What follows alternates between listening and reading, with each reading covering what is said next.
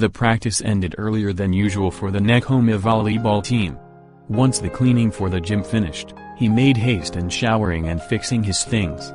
As a third year just a few months shy in their graduation, he needs to study harder for the college entrance examinations. And so, he needs to go back home fast, do his chores and start studying like usual. The routine Yaku has for himself is simple: spend most of his day studying in his classes, spend morning and after class practice in the gym, walk home with his boyfriend Lev, who always insists he walks him home, dinner then studying again. It has worked for a couple of weeks now. Yaku was about to close his bag when he realized forgot something. And when he realized it, he sighed. He promised Lev he'll help him study for math lessons today. The younger has been whining about his math lessons being too difficult, and so, he promised his time every Thursday and Friday to study with him. This could have been their first Thursday, but he has too many homeworks today and he's already stressing over what he should start on. I'm canceling then. As much as Yaku hates breaking his promises, especially to his boyfriend, he also hates ruining his plans. Lev smiled brightly seeing his boyfriend run towards him. Yaku-san. He wanted to tell him about his good news. Yet before he can say anything else, the older smiled apologetically. Lev, we can't study today. I'm sorry. The older looked so guilty about bailing on him. I have 5 homeworks just for this day and I need to finish it tonight. I'm really sorry. It's fine, Yaku-san. Don't worry about it. Let's just walk home together now. Yaku's face looked more guilty at what he offered. Lev, I really have to go. I can't walk home with you tonight. Lev realized what Yaku was trying to say. Of course, their walk home together takes more time. Lev wanted to say something but he just nodded and smiled. The older pulled him on his arm and made him lean down, quickly kissing his cheek before sprinting away. Lev held on his cheek, looking at the older who doesn't really initiate skinship to that as consolation. He sighed, turning towards the opposite way. Yaku started bailing out on their after-practice walk regularly. And Lev tried to understand. The seniors are stressing over their college entrance exams and he understands the pressure Yaku must be feeling right now. Yet, there are times when Lev thinks Yaku's too busy. Yaku has a habit of turning his phone off once he finishes dinner and starts studying. So even if Lev starts randomly texting him at night, he wouldn't be able to see but in the morning. They'll see each other at the morning practice, sometimes in lunch breaks, but that's really rare since Yaku spends his lunch studying and eating at the same time. So even if he goes to eat with Yaku, he won't be able to talk so much. After class practices were like morning practices. Lev kinda missed the early months where Yaku would spend time after the after-class practice to make him practice volleyball. Even if they're like cat and mouse and he's always getting scolded, it's more than fine for him. His favorite is when they walk home together. They can talk about almost anything. He can't tease Yaku until he's a blushing and a cursing mess. They can hold hands even for a few seconds because Yaku feels embarrassed around people fast. And when they're at the front of Yaku's house, he can kiss the older on the cheeks, sometimes lips if he felt his knees are fine enough for him to run away fast before getting smacked in the head. And the day will end. Yet Lev appreciates every moment all the same. Lev thinks he's already lucky with someone as mature and cool like Yaku would like him back. And Lev really likes him. Just sometimes, Lev knows Yaku's too busy. Lev. Yaku-san. The younger's at the gate again. Yaku felt much more guilty seeing him there. Yaku already told Lev that he'll be busy for the next few weeks so they won't be able to walk home. He could remember what Lev responded with. I'm sure there's a day that you won't be busy. His bright smile is hopeful. And Yaku wanted to say there might be but his plans. His schedules. Yaku feels more horrible. And so he said yes, there might be but if he wanted to, he can go home first and not wait for him.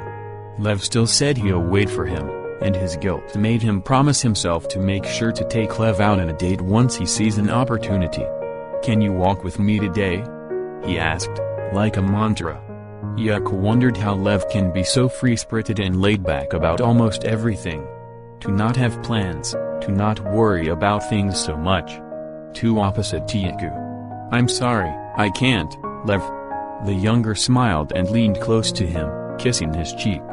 Yaku blushed hard as Lev waves his hand. "Be careful, okay?" Yaku noticed a pair of blue headphones on his neck, which he puts on his ears as he walks towards his way.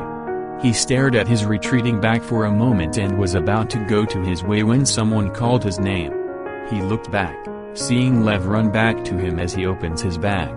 He waited and he handed him his umbrella. Yaku laughed, remembering the forecast that morning before he ran to school. "It won't rain, idiot." The taller laughed. "It might." He waved his hand and left again. Yaku knew it wouldn't rain. The news forecast said so. Silly Lev. And it didn't rain on his way home. He was taking his shoes off by the gantry when he heard his mom shouting. "Morijuk, is that you?" "Yes, okay-san, I'm home." "Get the clothes hanging outside then. It's raining." "You look weird." Yaku frowned. "What?" "Kenma said I should check on you. He said you look weird." The taller stared at him, waving his one hand as if he's blind as Yaku tried not to punch their captain just because. "He's right. You look weird." "Kuru, what is it?" "I said you look weird. You can talk to me." Yaku didn't answer, walking towards the volleyball scattered on the floor. Kuru followed him. "I get chills when you're too silent. Kuru, run." Kuru cursed and ran as Yaku tried to throw the ball towards the Nekoma captain. But if Yaku would be honest, he really is feeling weird today. Maybe he should talk to Kuru later. Yaku and Kuru's private chat. 9:03 p.m. Kuru, "Oh. You're online. You really are weird today. I'm getting chills again. Never mind. I'll talk to Kenma now." "I was kidding. Kenma won't answer you tonight, he's studying. So you're stuck with me. Now tell me, what is it?" "You won't laugh?" "No, I don't believe you." "No, red heart, believe me now." Made me doubt you even more. "Yaku, I'll listen. Promise." "I can't promise not laughing though." "I really have no choice, huh?" Slightly smiling emoji. "I know I'm the best choice. Go on now." Lev has this blue headphones he always has every time he goes home. Lev started putting on the headphones even when we eat lunch. 1 minute later. "Yaku? I'm still here. Is this why you seemed out of it today?" "It's been going on for 2 days." "Okay. Wait. I think you're not telling me everything.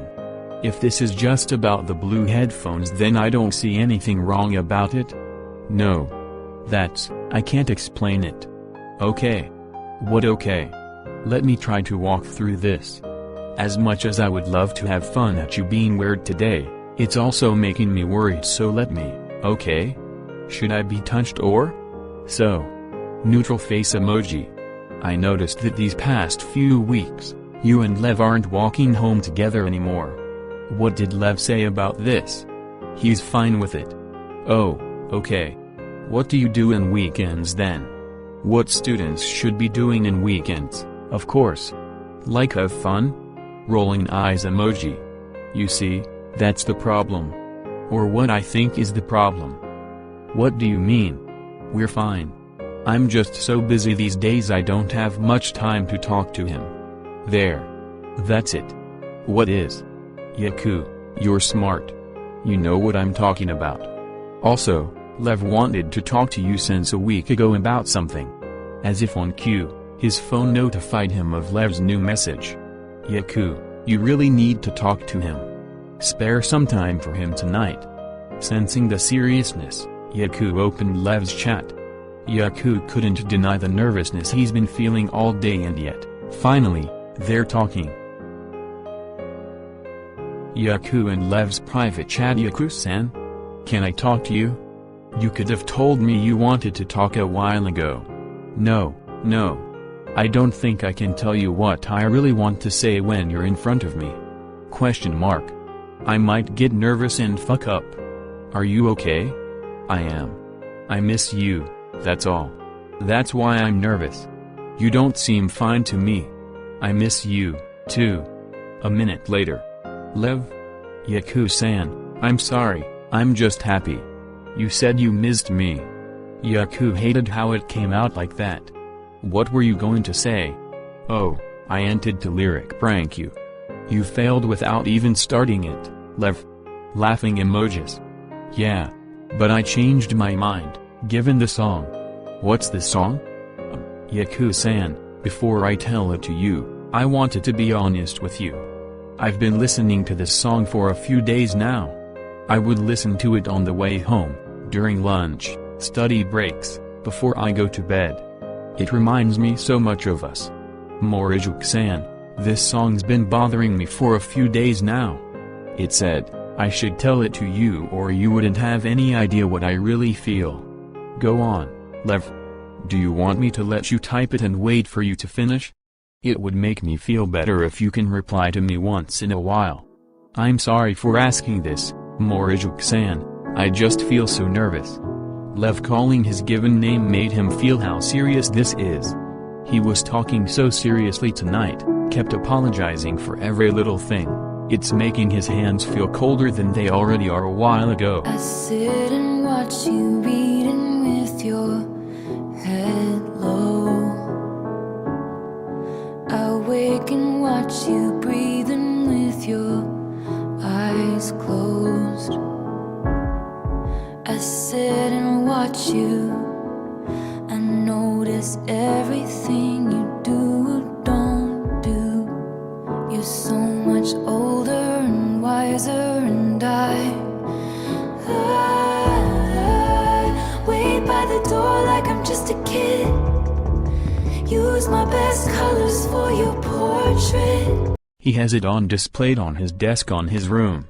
Abstract, said Lev, who swished his paintbrush on the air, the floor and the paper, both the canvas on the artistic mess that he made. On the chaotic wash of colors on the canvas, in the middle is a cliff with a red figure laying down, staring at the stars above. And that wasn't the best painting he've ever seen, but it was the most special. He never had anyone make him a portrait. And it came from a very, very special person. Lay the table with the fancy shit and watch you tolerate it. If it's all in my head, tell me now. Tell me I've got it wrong somehow. I know my love should be celebrated, but you tolerate it. I greet you with the battle heroes. Welcome. I take your indiscretions all in good fun. I sit and listen. I polish plates until they gleam and glisten. You're so much older and wiser, and I wait by the door like I'm just a kid. Use my best colors for your portrait. Lay the table with the fancy shit and watch you tolerate it. If it's all in my head, tell me now. Tell me I've got it wrong somehow. I know my love should be celebrated, but you tolerate it. While you were out building other worlds, where was I? Where's that man who threw blankets over my barbed wire? I made you my temple, my mirror, my sky. Now I'm begging for footnotes in the story of your life, drawing hearts in the byline. Always taking up too much space or time. You assume I'm fine, but what would you do if I break free and leave us in ruins? Took this dagger in me and removed it. Gain the weight of you, then lose it. Believe me, I could do it. If it's all in tell me I've got it wrong somehow. I know my love should be celebrated, but you tolerate